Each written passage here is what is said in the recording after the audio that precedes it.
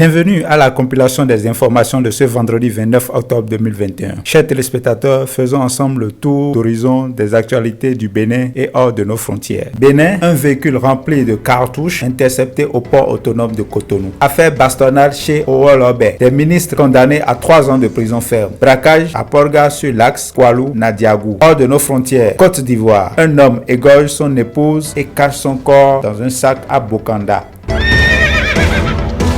Dans la soirée du mardi 26 octobre 2021, la Société béninoise des manutentions portuaires Sobemap a reçu et traité un navire de véhicules. Mais l'un des véhicules que contenait le navire était rempli de cartouches. Selon des sources citées par le potentiel, il s'agit d'une voiture noire haut de gamme de marque américaine. La voiture était garée dans un premier temps sur le parc tampon unique avant d'être déplacée au commissariat du port pour les besoins de l'enquête aux environs de 17 h. 8 ministres de la fraternité Ogboni écopent d'une peine d'emprisonnement ferme de 3 ans. C'est le verdict du tribunal de première instance de première classe de Cotonou dans l'affaire bastonnade d'un employé, notamment le secrétaire administratif de la fraternité. Poursuivi pour complicité de coups et blessures volontaires, Owolobe et ses co-accusés sont désormais fixés sur leur sort. Le tribunal a confirmé les réquisitions du ministère public en condamnant les 8 ministres à 3 ans de prison ferme et une amende de 200 000 francs CFA et en relaxant au bénéfice du doute l'empereur de la fraternité Ogboni Owolobe.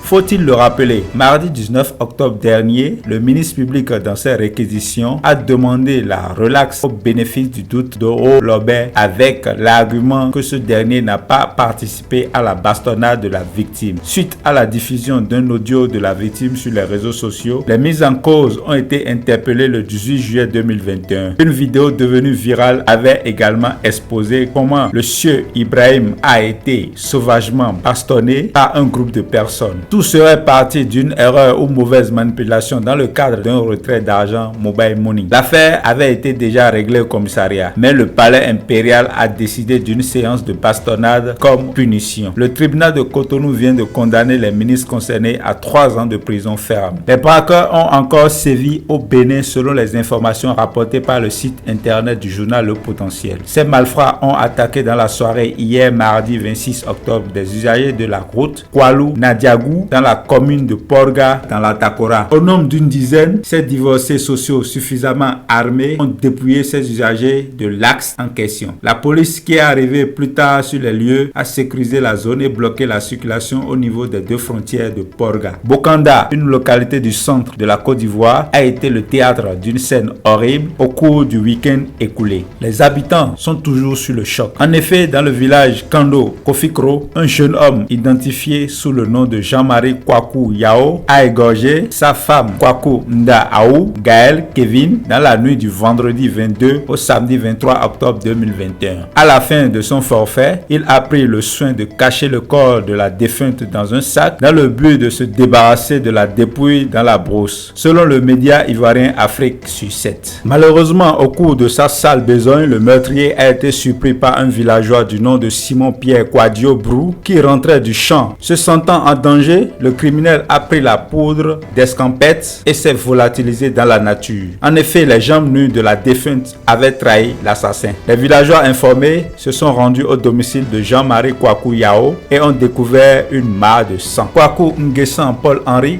âgé de 30 ans, s'est donc rendu à la police le samedi 23 octobre afin de déclarer l'assassinat de sa sœur aînée, brutalement arrachée à leur affection à l'âge de 33 ans. Après les constats de la gendarmerie et du docteur Zamblé Brice de l'hôpital général de Bokanda, le corps de Kwaku Nda Aou Gaël Kevin, qui était mère d'un enfant de 3 ans, a été envoyé à la morgue en attendant la suite des enquêtes. Stop et fin pour le compte de cette compilation des informations. Merci de nous avoir suivis et à lundi pour une autre compilation sur votre chaîne Koubourou TV.